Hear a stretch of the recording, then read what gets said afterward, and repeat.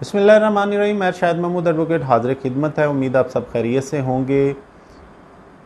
आज हम डिस्कशन करने वाले हैं कि अगर एक चार्ज के अगेंस्ट क्रिमिनल प्रोसीडिंग स्टार्ट हो जाए और साथ में डिपार्टमेंटल प्रोसीडिंग भी स्टार्ट हो जाए, क्रिमिनल प्रोसीडिंग का डिसीजन हो जाए, तो क्या डिपार्टमेंटल प्रोसीडिंग पे उसका इन्फ्लुएंस लिया जा सकता है।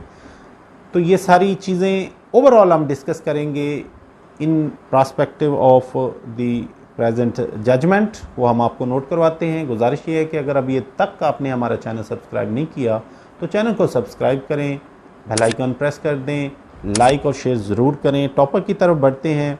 आप साइटेशन नोट फरमा लें 2013 LIC 1026 और ये जजमेंट है honourable Lahore high court Bahawalpur bench की।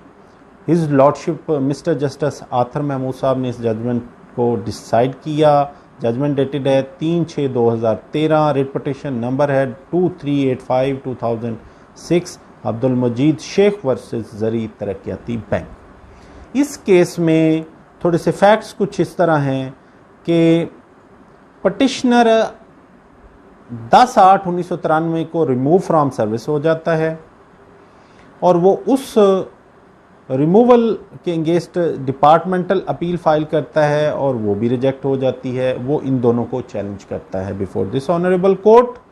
और उसके फैक्ट्स कुछ इस तरह हैं कि present petitioner Zarai Taraqiati bank में 1969 में अपॉइंट होता है और अब वो mobile creditor officer assistant director ADBP Bahawalnagar काम कर रहा होता है।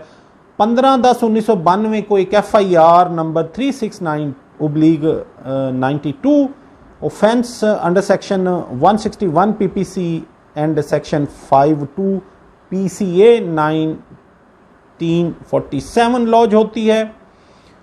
उस पे उसको FIR रजिस्टर होने के साथ ही डिपार्टमेंट उसको एक चार्जशीट कर देता है डेटेड 26 जुलाई 1992 और उस पे एलिगेशन होते हैं क्योंकि पटिशनर के खिलाफ इलीगल ग्रेटिफिकेशन वसूल करने की FIR भी हो गई है और उस पे ये एलिगेशन है और साथ में जो है वो प्रोसीडिंग स्टार्ट हो जाती है। अब इस प्रोसीडिंग के साथ simultaneously matter anti corruption court में जाता है। एंटी करप्शन कोर्ट से पटिशनर बरी हो जाता है, एक्विट हो जाता है, लेकिन डिपार्टमेंटल प्रोसीडिंग में उसको रिमूवल फ्रॉम सर्विस कर दिया जाता है और इस मैटर को लेकर के अपील फाइल की जाती है और वो डिपार्टमेंटल अपील रिजेक्ट होती है तो matter honourable Lahore high court Bahawalpur bench में आता है। अब इस केस का क्रक्स क्या है? ये एडमिटेड फैक्ट है कि दोनों प्रोसीडिंग इंडिपेंडेंटली रन कर सकती हैं, लेकिन अगर एक चार्ज इलीगल ग्रेटिफिकेशन का था और उस पे वो पटिशनर बरी हो गया और उसी चार्ज की रेफरेंस से उसको अगर रिमूव फ्रॉम सर्विस कर दिया गया तो दैट इज नॉट सस्टेनेबल। इस केस में 2 पॉइंट बड़े अहम डिस्कस हुए कि petitioner was acquitted on technical grounds कि due to insufficient of evidence वो एक्विट हुआ तो रिस्पोंडेंट बैंक ने ये इतराज लिया petitioner has not acquitted honourably. तो इसमें ऑनरेबल हाई कोर्ट ने ये होल्ड किया in reference to the honourable supreme court decision. वो इस जजमेंट में डिटेल में डिस्कशन में आया कि अगर petitioner due to insufficient of evidence या कोई भी एक्यूज इनसफिशिएंट ऑफ एविडेंस में एक्विट हो जाता है तो उसको ऑनरेबली एक्विटल ही कंसीडर किया जाएगा।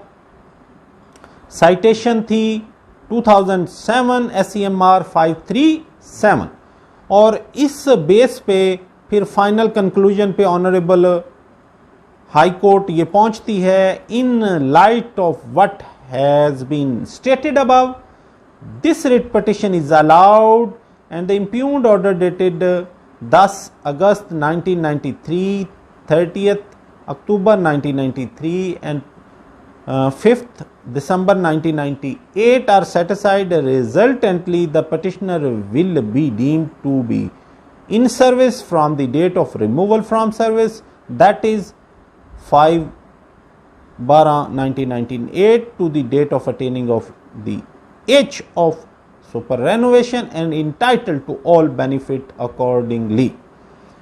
अब इस केस के डिसीजन में ये कुछ पॉइंट्स निकले कि अगर साइमल्टेनियसली एक बंदे के खिलाफ क्रिमिनल चार्ज लगा और क्रिमिनल चार्ज से वो एक्विट हो गया, एक्विटल चाहे वो टेक्निकल थी, लेकिन उन्हीं चार्ज की बेस पे उसको डिपार्टमेंट में प्रोसिक्यूट या उसको पनिश नहीं किया जा सकता।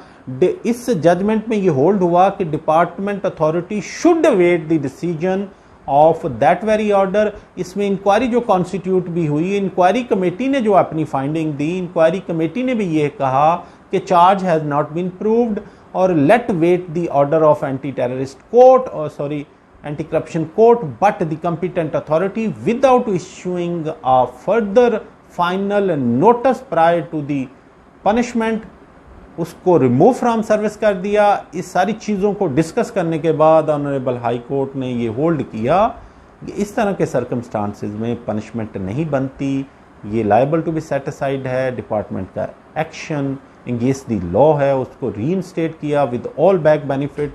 और पटिशनर क्योंकि एज ऑफ सुपर रेनोवेशन को पहुंच चुका था दौरान प्रोसीडिंग, तो इसको भी ऑनरेबल हाई कोर्ट ने डील किया। उन्होंने कहा कि उसको बैक बेनिफिट की हद तक वो रीइंस्टेटेड है और प्रज्यूम ये किया जाएगा कि at the time of age of superannuation वो सर्विस में था। तो आज तक के लिए इतना ही। मैं शायद महमूद एडवोकेट को इजाज़त दीजिए। दुआ में याद रखिए, अपना ख्याल रखिए।